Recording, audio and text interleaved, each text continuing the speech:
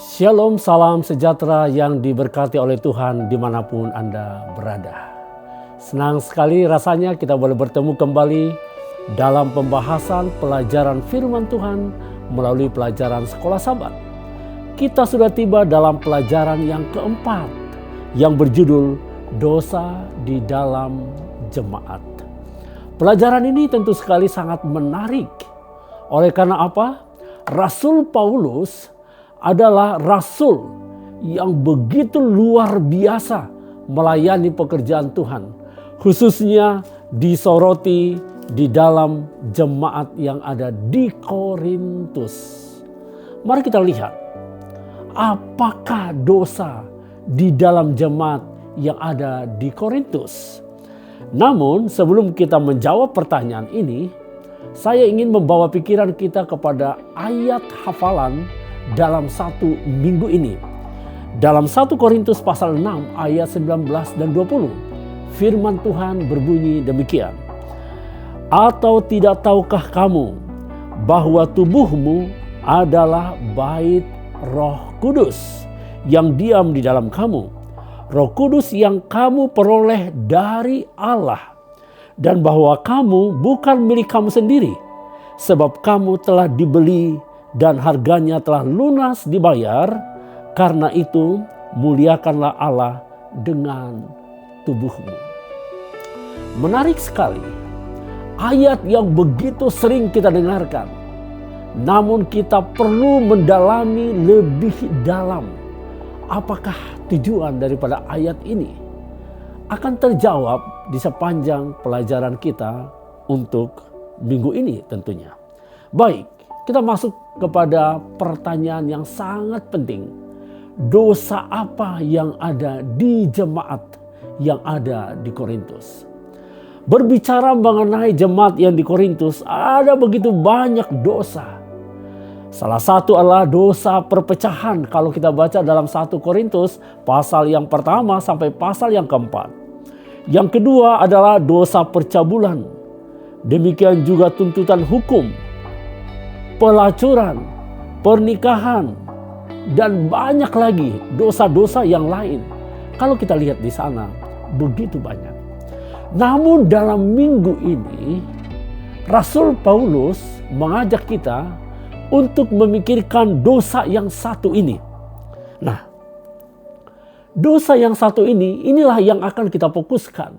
Supaya dengan demikian kita boleh memberikan respons kita atau tanggapan kita dan pelajaran apa yang kita akan dapatkan dari pembahasan ini. Nah, Rasul Paulus juga mengingatkan kita bagaimana mengatasi masalah bila mana muncul dosa yang seperti ini di dalam jemaat. Tentu ini adalah sangat penting. Dan poin yang berikutnya yang akan disorot dalam pelajaran ini adalah apa yang dapat kita ambil pelajaran dari peristiwa dosa yang ada di jemaat Korintus. Baik, mari kita baca Alkitab kita dalam 1 Korintus pasal 5 ayat yang pertama. Izinkan saya baca. Memang orang mendengar bahwa ada percabulan di antara kamu. Dan percabulan yang begitu rupa yang bahkan tidak terdapat sekalipun di antara bangsa-bangsa yang tidak mengenal Allah. Yaitu bahwa ada orang yang hidup dengan istri ayahnya. Wah, betapa mengerikan. Betapa sedih mendengar jika hal ini terjadi di dalam satu jemaat. Ini tidak berbicara di kota yang luas, tapi dipersempit di dalam jemaat. Ini yang terjadi di jemaat Korintus. Baik, kita akan fokus kepada dosa percabulan ini. Apa yang dimaksudkan? Ini adalah hubungan di mana seorang anak dengan istri ayahnya. Yang disebut dengan istilah hubungan insest. Yaitu seorang pria dan ibunya atau ibu tiri secara khusus. Incest adalah dosa yang begitu mengerikan, bahkan tidak ditoleransi sekalipun di antara orang kafir. Orang yang tidak mengenal Allah pun mereka sangat benci dengan dosa ini. Nah, tetapi apa yang terjadi?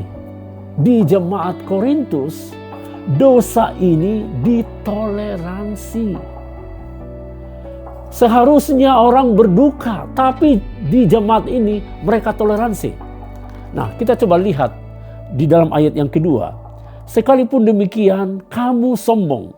Tidaklah lebih patut kamu berduka cita sehingga orang yang melakukan hal itu dijauhkan dari tengah-tengah kamu. Nah, Rasul Paulus mengajarkan kita bahwa dosa ini harusnya dijauhkan.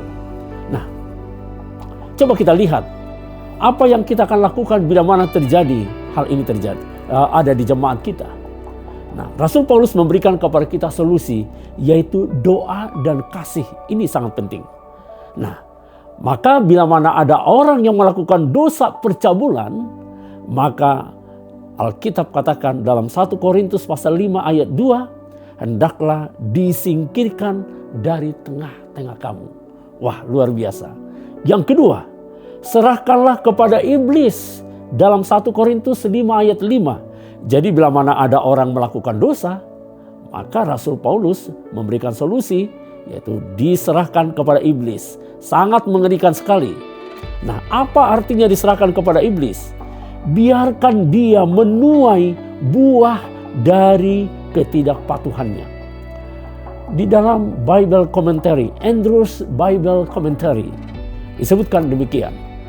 Karena dengan tindakannya, dia telah memilih untuk menaati alam iblis. Keputusan gereja adalah untuk menginfirmasi pilihannya. Dia akan dibiarkan menanggung konsekuensi dari tindakannya. Maka kita sebagai anggota jemaat, jika hal itu terjadi, kita harus kasih tahu kepada dia. Itu adalah keputusanmu. Keputusan gereja harus dipahami dalam konteks penebusan. Maka dengan demikian, orang yang seperti ini harus diberikan arahan supaya orang ini terselamatkan.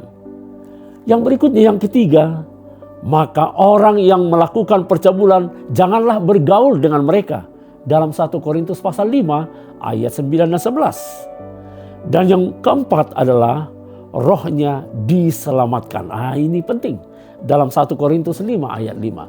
Tentunya orang yang melakukan percabulan harus ditolong dan diselamatkan.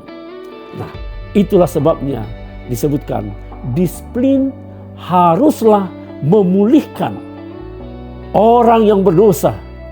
Membuat mereka meninggalkan gaya hidup mereka yang berdosa. Sehingga dengan demikian orang itu terselamatkan. Sangat luar biasa. Nah, jemaat juga perlu menyadari bila mana timbul masalah dosa seperti ini ataupun dosa-dosa yang lain, kita juga perlu menjaga identitas jemaat kita. Bagaimana caranya? Kalau ada masalah, tangani berdasarkan Alkitab, bukan berdasarkan apa pendapat dunia. Kemudian jangan dibawa kepada pengadilan, 1 Korintus 6 ayat 1. Tidak dibuka aib di depan umum, 1 Korintus 6 ayat 6. Tidak menggunakan cara-cara duniawi. Itu yang diajarkan ketika ada masalah seperti itu. Kemudian ada penawar terhadap dosa percabulan. Nah, perlu diingat kenapa bisa terjadi. Kalau kita baca dalam 1 Korintus 6 ayat 13. Maka di sana disebutkan mereka salah paham menggunakan kemerdekaan yang Tuhan berikan. Mereka menganggap bahwa tubuh digunakan untuk seks. Sama dengan perut digunakan untuk makan. Roma 8 ayat 2. Kita dibebaskan dari dosa, bukan dibebaskan berbuat dosa. Ini penting. Banyak orang salah tanggap bahwa dengan datangnya Yesus seolah-olah semua sudah bebas. Tapi kita dibebaskan bukan supaya bebas berbuat dosa, tapi bebas artinya dibebaskan dari kuasa dosa. Oke, ingatlah bahwa kita telah disucikan, kita dikuduskan, kita dibenarkan. Dalam 1 Korintus 6 ayat 11, Yesus memberikan penawar yang luar biasa. Perlu diingat, kita adalah anggota jemaat Kristus. 1 Korintus 6 ayat 15. Bahwa tubuh kita ini adalah bait Roh Kudus. 1 Korintus 6 ayat 19 dan 20. Maka dengan demikian, penegasan ini penting untuk diingat dengan baik. Alkitab memberikan kepada kita pengajaran dalam 1 Korintus pasal yang ke-7. Bahwa di sana penegasan tubuh kita adalah bait Roh Kudus dalam konteks peringatan terhadap percabulan. Ingat, tubuh kita adalah bait Roh Kudus. Jangan sampai kita melakukan percabulan. Pelajaran penting mengenai seks itulah penting. Karena seks itu adalah berkat bila mana dilakukan dengan pernikahan seperti yang diajarkan dalam Alkitab. Dalam 1 Korintus pasal 7 ayat 1 sampai 24. Nah, namun kalau tidak, kita juga perlu hidup melajang. Dalam 1 Korintus pasal 7 ayat 25 sampai 40. Saudara yang diberkati oleh Tuhan, dosa yang ada di dalam jemaat, khususnya di Korintus adalah percabulan. Hindarilah seperti yang dianjurkan oleh Alkitab ini. Namun tuntunlah mereka kepada Yesus Kristus, supaya ada pertobatan dan perubahan. Marilah kita menyelidiki hati kita, supaya tubuh kita ini benar-benar kita gunakan hanya untuk kemuliaan bagi Tuhan. Tuhan Yesus memberkati. Amin.